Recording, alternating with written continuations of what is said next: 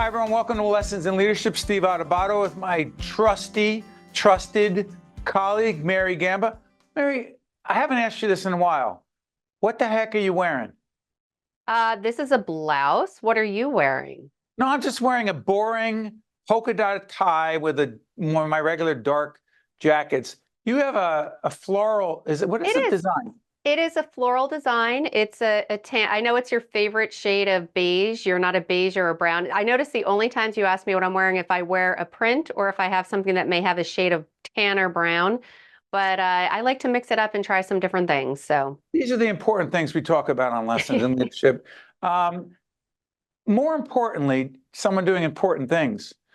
We welcome Dr. Karen Nolan, Associate Director of the Center for Mobility and Rehabilitation Engineering at Kessler Foundation, one of our longtime partners. This is part of our series, Discovery and Innovation in New Jersey.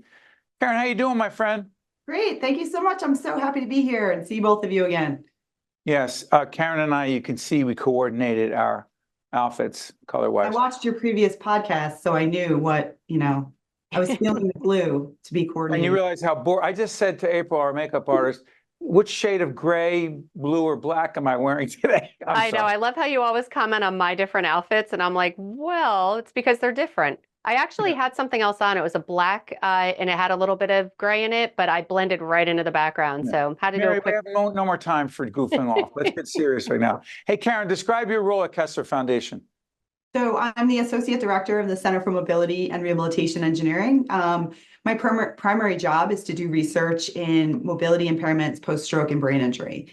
And also to provide training to new scientists and to really bridge the gap between research, industry, and new innovation that's coming out, as well as getting the research that we do into the hands of patients and the medical professionals that need to implement new technologies and strategies. Along those lines, Mary and I worked together with Kessler Foundation and your great CEO, Roger DeRose, for years. And we've actually just finished a round of the Advanced Kessler Foundation Leadership Academy. Karen was part of that. One of the things I picked up about you and your colleagues is the tremendous passion that you have for your work. Where does your passion for this work and the people you serve come from, Karen?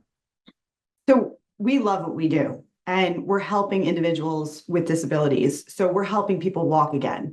So the patients and the individuals that I deal with have had a brain injury, a stroke, or a traumatic brain injury, and they're unable to move in the way they were able to move before their injury. And so I am able to do innovative research to bring techniques, strategies, technology, robotics, whatever it is, to help them regain their movement. And that could be walking again independently so that they could get the mail. That could be walking again so they could go to the mall. That could be walking again so they could safely cross the street. So it's really just helping give back independence. And I have the ability to research really innovative things that can help people. What's better than that? I can't imagine much. Mary, pick it up. Sure thing. Let's talk a little bit more about that innovation that you were just referring to. How has really the technology, now there's artificial intelligence, what role has technology and AI, artificial intelligence, really played in the innovation, or has it played a role in the past, say, 10, 15, 20 years? How is what you're doing and innovating, how is it evolving?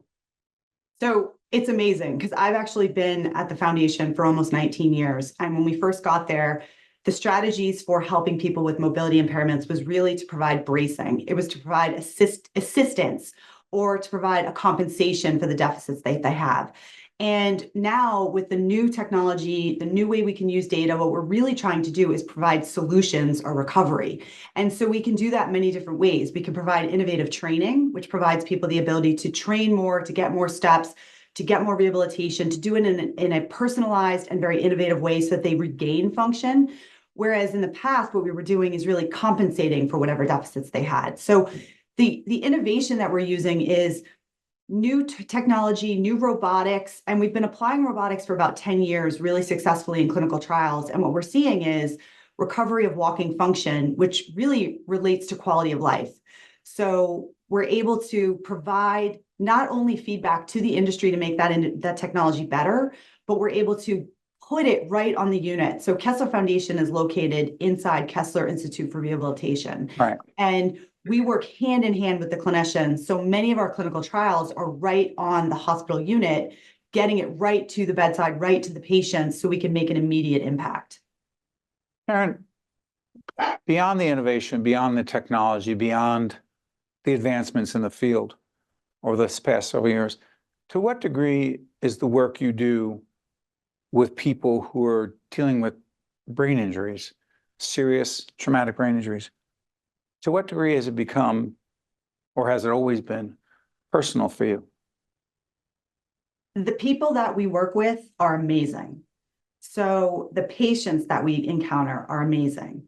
And because we truly love what we do and we want to help people get better, we listen to their needs. And over the years that I've been there as a researcher, I get to ask questions and then I get to do research to solve those questions.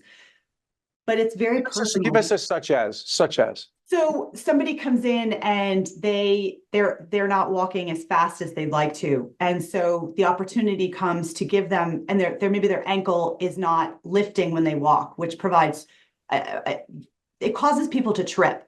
So if your ankle isn't working, your knee isn't working, it's very difficult to walk. It's something that prevents somebody from taking that next step. You need both limbs. When you have to take a step, you take one step, then you take the next step. I often describe walking as a series of very coordinated falls. Because when you take a step, the reason you don't fall is you put out that next step. You put out that next side, the left side, then the right side. Unfortunately, after a brain injury, you have a very uncoordinated one side. It's either paralyzed, weak, could have spasticity. There's many different injuries that happen after a stroke or a brain injury, usually on one side. So what we're doing is giving people the ability to sort of function in a more independent way by giving them either bracing or helping them recover. So one specific example is we worked with a company to look at functional electrical stimulation braces, and that electrical stimulation provided the lift and movement at the lower limb that they didn't have. So we're using intelligent technology in a very smart way to replace what's been lost. But instead of compensating, meaning bracing, providing rigid support, we're giving active support so that people can participate more fully and return to the activities they want to do. Wow. Mary? I'm just sitting here in awe, and it's making me think a lot about, I know, I love it. And Karen, we talk a lot about wellness here on Lessons in Leadership all the time. What impact is this innovation that you're talking about? What impact is it having on, obviously you talked about your own wellness and that you love what you do, but how about for those patients? How is it helping their wellness and well-being? So recently we had one participant come in, one patient, and we had known her from being in the hospital. She had had a stroke, and her love was cooking in the kitchen. And she really wasn't able to stand and walk around her island. She had a pretty large kitchen. And every time she came in, she kept talking about, I want to walk around my kitchen and make you lasagna. I want to make the whole team lasagna. I want to have everyone come over. But it was difficult for her to grab and reach, do, and really have a lot of participation in the kitchen independently. And so she actually just recently participated in one of our clinical trials. She was in a robotic device that helped not only her ankle move, but her to help learn how to balance a little more effectively. So obviously all of those are skills that are needed walking around your house, moving around, reaching, moving outside the basis to your support, you need to balance. So after she was in our trial, her balance got better, her movement in her foot got better, and my entire team went over to her house and we had a giant family style lasagna dinner. Oh my gosh. Everybody I'm going to cry. What a great story. It was amazing. What did you see in her while she was doing that? I saw a spark. I saw her returning back to what she wanted to do. I saw her returning back to no limitations and being able to choose what she wanted to do in the community rather than thinking about what she was able to do in the community. Hey, Karen, to you and your colleagues at Kessler Foundation, it's an honor to work with you and Roger and the team and learn from you and realize the difference you make every day in the lives of others. Thank you, Karen. Thank you so much. It's always a pleasure. You got it. I'm Steve Adubato. That's Mary. That's Karen Nolan. Stay with us. This edition of Lessons in Leadership is made possible by the Buccino Leadership Institute at Seton Hall University, Prager Metis, Valley Bank, the International Union of Operating Engineers Local 825, the North Ward Center, the New Jersey Sharing Network, the Helix, Horizon Blue Cross Blue Shield of New Jersey, Fedway Associates Inc., Port Authority of New York and New Jersey, Veolia, Resourcing the World, Choose New Jersey, and Seton Hall University, showing the world what great minds can do since 1856. This is Mary Gamba. If you want more leadership tips and tools, log on to stand-deliver.com. That's stand-deliver.com. Promotional support for this edition of Lessons in Leadership with me, Steve Adubato, and my colleague Mary Gamba has been provided by NJ.com, NJBIA and New Jersey Business Magazine, CIANJ and Commerce Magazine, and the Meadowlands Chamber and Meadowlands Media. Lessons in Leadership would like to thank our newest sponsors who make our programming possible, including the Helix, Horizon Blue Cross Blue Shield of New Jersey, and the Port Authority of New York and New Jersey. Hi everyone, Steve Adubato. This is Lessons in Leadership with my colleague Mary Gamba. Mary, we're going to kick off this series that we're doing in cooperation with the Port Authority of New York and New Jersey. It is called Lessons in Leadership, Discovery and Innovation. Who better to kick it off than the chairman at the Port Authority, Board of Commissioners, Kevin O'Toole. Right, Mary? That is absolutely correct. So happy to have Kevin with us here to kick off this Discovery and Innovation series. Kevin, we're going to have a whole bunch of folks come in, talk about discovery, innovation, pivoting, adapting, all these things. Why is this such an important, and how's that connected to leadership, by the way, and why is it so important, please? Well, listen, if you're a leader, you have to innovate. And we've got 8,000 employees that are innovating every single day. And frankly, I think the real lesson is you should be talking to those 8,000 employees that every day they get out of the bed to do something special and different and advanced and innovative at the Port Authority. And if you don't do that, then you're not doing a justice to your job and you're not doing a justice to the next generational leader. Kevin just teed it up.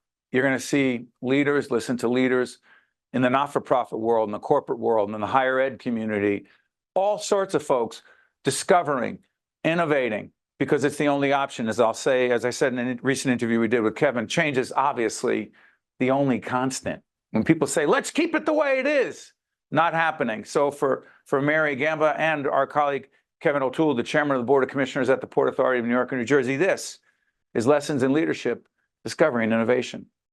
We're now joined by Seth Wainer, who is Program Director Innovation, Port Authority of New York and New Jersey. Seth, great to have you with us.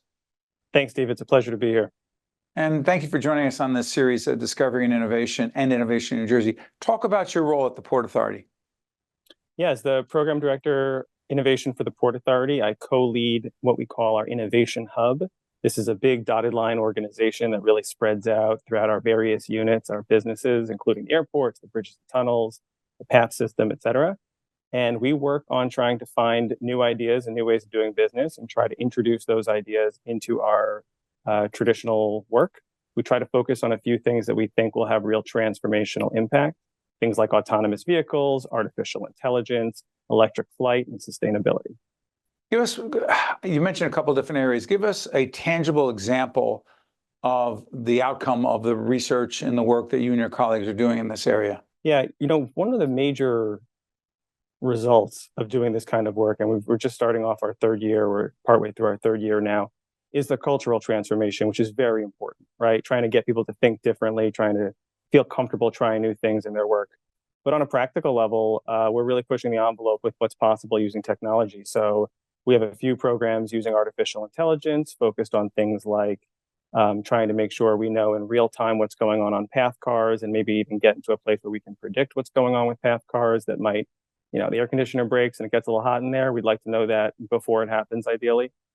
We have a few pilots on making roads safer, right? Our traffic engineering group and those folks introduced a few items last year. We learned that New Jersey drivers are a little more aggressive maybe than the artificial Don't intelligence talk about me like that, Seth. developed elsewhere. No, but all in all, this is about really infusing our services with a 21st century technology footprint, because that's how we serve the customer better. To be clear, the Port Authority of New York and New Jersey is responsible for not just path, but the airports in the region, the bridges and the tunnels that connect New York and New Jersey over the Hudson River, and a whole range of other initiatives. So innovation, technology, infrastructure, you put it all together. That's the work that Seth and his colleagues are involved in. Mary, please. Sure. We can't talk about innovation technology without the elephant in the room, which is artificial intelligence. And I would love to get your sense as an expert in this area of A, is it as scary as we all think? Is it going to take over like you see in the movies? Or how is the Port Authority using it, embracing it as a very productive tool toward innovation? Yeah, it's a terrific question. At the outset, I would say that the Port Authority has a very clear vision and goal for using AI to improve the customer experience, right? Our executive director, Rick Cotton, our chairman, Kevin O'Toole, are laser focused on this as a high priority. We believe that this is likely to be as transformational as the internet or the advent of the personal computer. But in terms of some of the concerns, right, folks worried maybe AI is coming after their job, we're really focused on lowering costs, increasing revenue, transforming the customer experience. And as a public agency, we have this public record of switching, for example, to all electric tolling, but making sure folks keep their jobs and find good work. So we're really not in any way trying to replace anybody. We're trying to offer much more to the public with the same level of staffing and the same level, frankly, of budget that we currently have. So we view AI really as a force multiplier. And I would add, kind of one last piece on that, which is AI is in our lives every day. Everyone with a smartphone, the number one use of AI are those annoying ads you get that, highlight, maybe a shirt or a car you took a look at once and poof, you're just getting 1,000,001 ads. And that's not really creating any social benefit. But if we can use AI to save everybody 5 minutes or 10 minutes at the airport, that's a huge benefit when spread across the 140 million plus annual travelers. So we're really focused on using the technology within the public transportation footprint, which is different than what the private sector seems to be going towards at this moment. By way of background, Seth, you were trained in what field? I was trained in political science and then been doing the government innovation work for about the last 15 years. So it's kind of a blend of bureaucracy and understanding how organizations work, and then really being aware and keen and focused on the technologies that might have an impact in that direction. In terms of leadership, have you always viewed yourself as a leader? I think I've always viewed myself as someone who's optimistic, who likes to try new things and go after difficult results because, frankly, that's the most fun. And quickly, when I entered the work world, I started out in corporate retail doing planning and analytics. I quickly realized that it's important to work as part of a team, and it's important to act in a way that others trust you and want to follow you towards a particular vision, whatever that might be. And little by little, have sort of put that together into a bigger portfolio of understanding what leadership means in the workplace, and especially in the public sector. There's a lot of nuance and a lot of specificity to understanding the trust that the public puts in an agency like the Port Authority and using that all wisely. Mary? Yeah, I'd love to hear a little bit more. I know you talked about the autonomous vehicles. Can we talk a little bit about that as well as the drones? We were doing a little bit of research prepping for this segment, and I'm curious, you think Jetsons when I'm dating myself right now, but the Jetsons and these things flying in the sky. So can you talk a little bit about the autonomous vehicles and the drones and how they're really being used to assist the experience of your customers? Yeah. And I think these two technologies also follow the narrative I wanted to set with artificial intelligence, which is in our daily lives in the private sector, this might mean something very specific. So in the case of autonomous vehicles, the private sector is very focused on robo-taxis. You hear about that in San Francisco. At the same time, my mom backs up her Nissan. There's 1,000,001 sensors dinging and going off to let her know that the garbage can is too close. So what we're thinking about, right, with autonomous vehicle technology is how to infuse this into the public transportation network. So one great example that we're looking at in the horizon is we've got the new bus terminal plan, $10 billion. And we have the exclusive bus lane. This is from the 1970s. Anyone, like myself as a kid coming into the Port Authority bus terminal. I was gate 405, by the way, from Rockaway, New Jersey. Gate 4. You could fit about 600 buses per hour going through that lane right now. And there are certain reasons you can't get much more than 600 per hour. This is the most effective traffic lane in America, by the way. So I don't mean any negative shade by saying this. But if you could enhance these buses with autonomous vehicle technology, they could travel more closely together. Perhaps we could get up to 800 or 900 buses per hour. And this is a great win for the commuter, who then might wait a little less for their bus to get through to the gate. They get out, they go about their day. So that's how we're kind of thinking about it a little differently, right? We're thinking about autonomous vehicles in mass transit. Right now, we have a few pilots that are about to begin, one at JFK Airport, one at Newark Airport.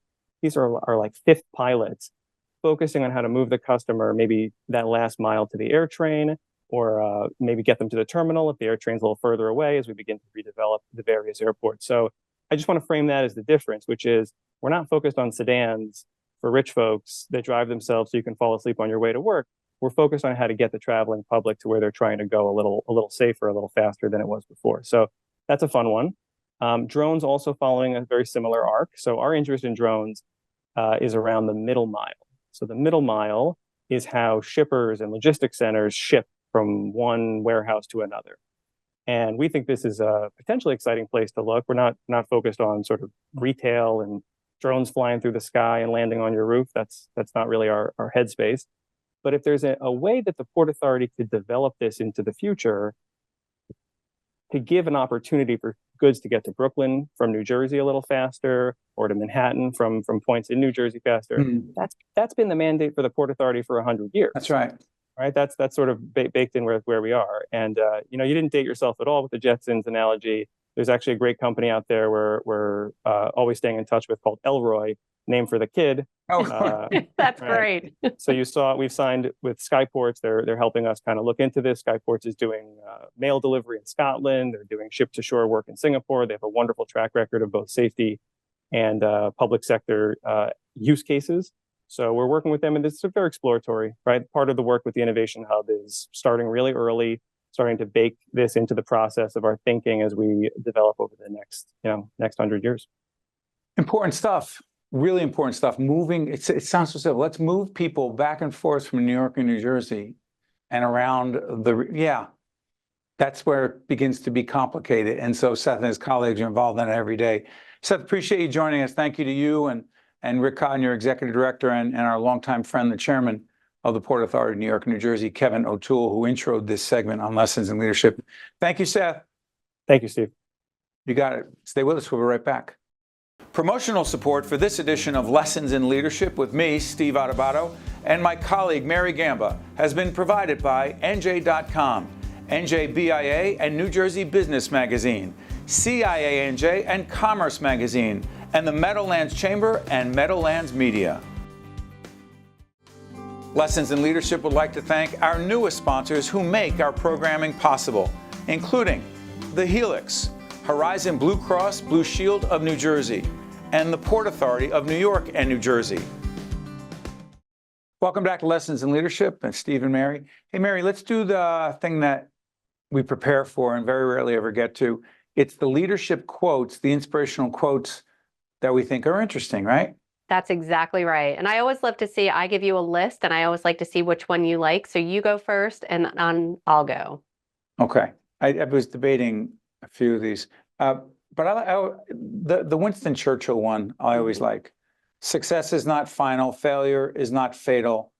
It is the courage to continue that counts. The heck does that mean? That means so much. The success is not final. You and I talk about that all the time. We have never arrived. If you believe that I have reached success, I have arrived, I have gotten to that finish line, I guess the finish line, and I use the word I guess intentionally, if you're literally in a race, if you're a marathoner, of course you've reached the finish line. But when we're talking leadership, communication, lifelong learning, there is no finish line. Sure, you want to have goals and benchmarks. If not, you just feel like you're constantly on a hamster wheel. But you want to constantly make sure that you're evolving, growing, learning, and never just be satisfied with the status quo. Okay. Alvin, come on in. Okay. So here's, and we've touched on a little bit of this in the past. And Frank, anytime you have something, jump in. You don't have to be asked. Frank Brown, our great audio engineer. So go to this question of you're never finished. Again, we've talked about this a million times in sports, in business, everything. So, Alvin, are you okay with, you go through a whole production day, right? Frank is in here too. Frank is, if for those who don't know our show, and I'm surprised if anyone doesn't, Frank is the one with all the technology around him. Alvin hides his. Very important. Alvin hides his.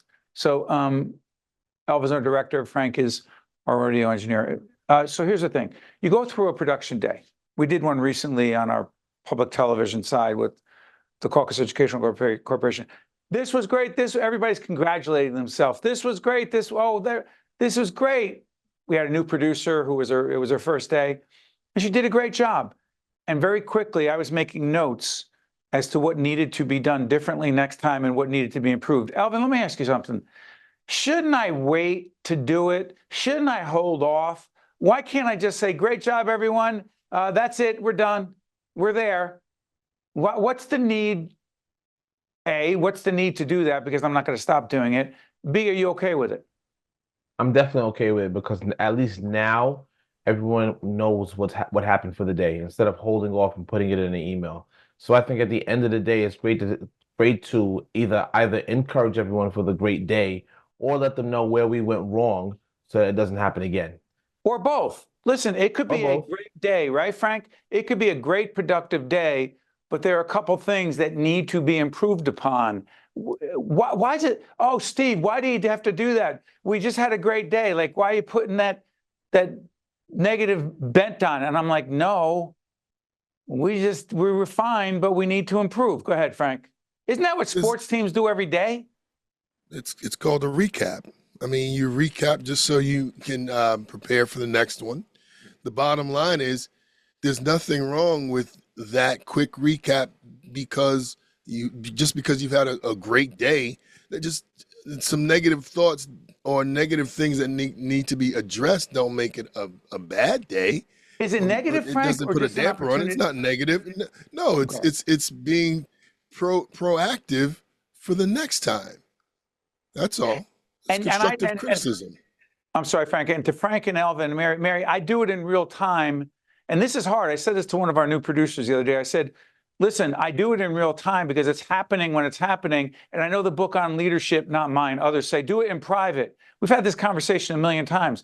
But if it's right out there and it's not just for you, but a lesson for everyone else, my mind says, do it, but do it in a respectful way. Not everyone can hang with that, Mary. No, I agree. And I've talked to you when you have given the feedback in a very constructive way, but we've also... It's anybody who does this, but go ahead. Yeah, no, and that's the thing. We've all been there when we, lose it a little bit. Our voice may get a little bit high or a little bit loud with some, we may say some things we may regret. But the majority of the time, if the feedback is given in such a way where the intent, again, being intentional, where the intent is to build and grow for the next tape day, absolutely do it in real time. So there it is. We never get there. We're never done. We're always improving. Frank, Alvin, Mary, Scarlin, April, Sylvester, Amy. Listen, it's a great team. That's it. Lessons in Leadership. Now you know everything you need to know. See you next week. This edition of Lessons in Leadership is made possible by the Buccino Leadership Institute at Seton Hall University, Prager Metis, Valley Bank, the International Union of Operating Engineers Local 825, the North Ward Center, the New Jersey Sharing Network, the Helix, Horizon Blue Cross Blue Shield of New Jersey, Fedway Associates Inc., Port Authority of New York and New Jersey, Veolia, Resourcing the World, Choose New Jersey, and Seton Hall University, showing the world what great minds can do since 1856. This is Mary Gamba. If you want more leadership tips and tools, log on to stand-deliver.com. That's stand-deliver.com. Promotional support for this edition of Lessons in Leadership with me, Steve Adubato, and my colleague Mary Gamba has been provided by NJ.com, NJBIA and New Jersey Business Magazine, CIANJ and Commerce Magazine, and the Meadowlands Chamber and Meadowlands Media.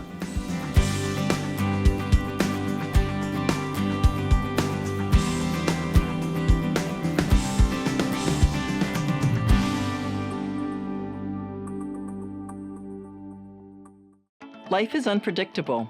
Health insurance shouldn't be. For over 90 years, Horizon Blue Cross Blue Shield of New Jersey has provided quality, affordable health plans to New Jersey residents.